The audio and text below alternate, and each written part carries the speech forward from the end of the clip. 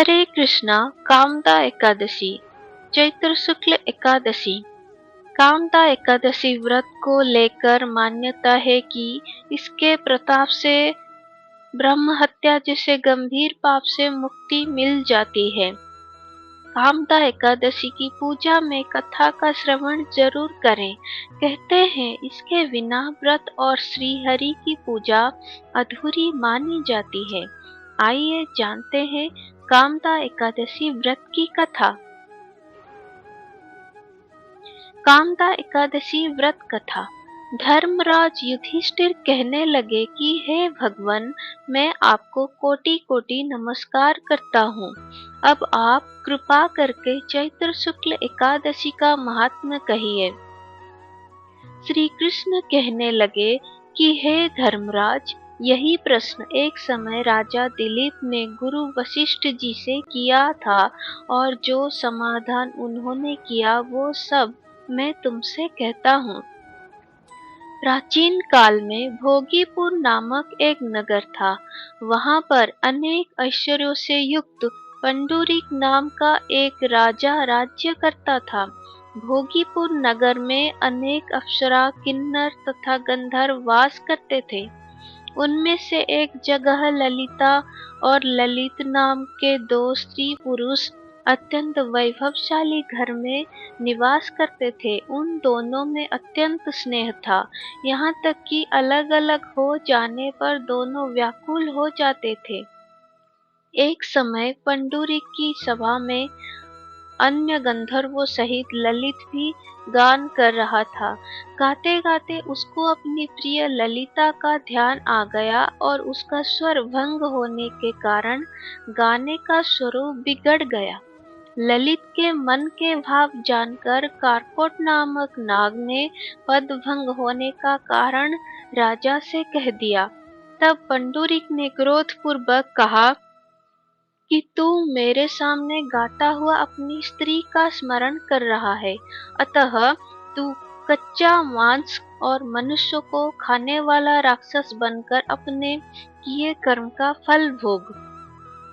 पंडुरिक के श्राप से ललित उसी क्षण महाकाय विशाल राक्षस हो गया।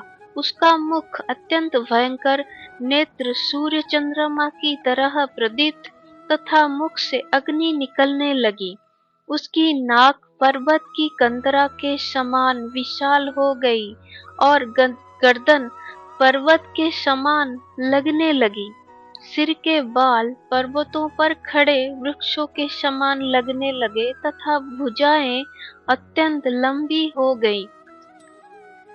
कुल मिलाकर उसका शरीर 8 योजन के विस्तार में हो गया। इस प्रकार राक्षस होकर वह अनेक प्रकार के दुख भोगने लगा।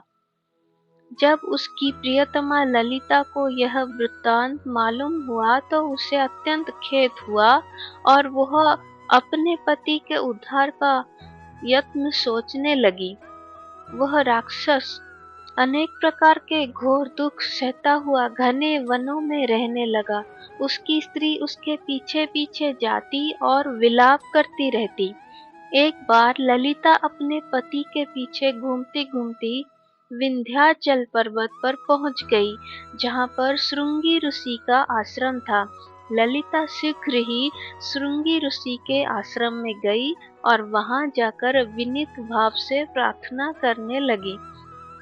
उसे देखकर श्रृंगी ऋषि बोले कि हे सुभगे, तुम कौन हो और यहाँ किस लिए आई हो? ललिता बोली कि हे मुने, मेरा नाम ललिता है। मेरा पति राजा पंडुरिक के श्राप से विशाल राक्षस हो गया है। उसका मुझको महान दुख है। उसके उद्धार का कोई उपाय बतलाइए। श्रृंगी ऋषि बोले, हे गंधर्व कन्या, अब चैत्र शुक्ल एकादशी आने वाली है, जिसका नाम कामदा एकादशी है। इसका व्रत करने से मनुष्य के सब कार्य सिद्ध होते हैं। यदि तू कामदा एकादशी का व्रत कर उसके पुण्य का फल अपने पति को दे तो वह शीघ्र ही राक्षस योनि से मुक्त हो जाएगा और राजा का श्राप भी अवश्यमेव शांत हो जाएगा। मुनि के ऐसे वचन सुनकर ललिता ने चैत्र शुक्ल एकादशी आने पर उसका व्रत किया और द्वादशी को ब्राह्मणों के सामने अपने व्रत का फल अपने पति को देती हुई भगवान से इस प्रकार प्रार्थना करने लगी, हे प्रभु, मैंने जो यह व्रत किया है इसका फल मेरे पतिदेव को प्राप्त हो जाए, जिससे वह राक्षस योनि से मुक्त हो जाए। एकादशी का फल देते ही उसका पति राक्षस योनि से मुक्त होकर अपने पुराने स्वरूप को प्राप्त हुआ। फिर अनेक सुंदर वस्त्राभूषणों से युक्त होकर ललिता के साथ विहार करने लगा। उसके पश्चात वे दोनों विमान में बैठकर स्वर्गलोक को चले गए। वशिष्ठ मुनि कहने लगे कि हे राजन, इस व्रत को विधि पूर्वक करने से समस्त पाप नाश हो जाते हैं तथा राक्षस आदि की योनि भी छूट जाती है। संसार में इसके बराबर कोई और दूसरा व्रत नहीं है। इसकी कथा पढ़ने या सुनने से वाजपेय यज्ञ का फल प्राप्त होता है। हरे कृष्णा।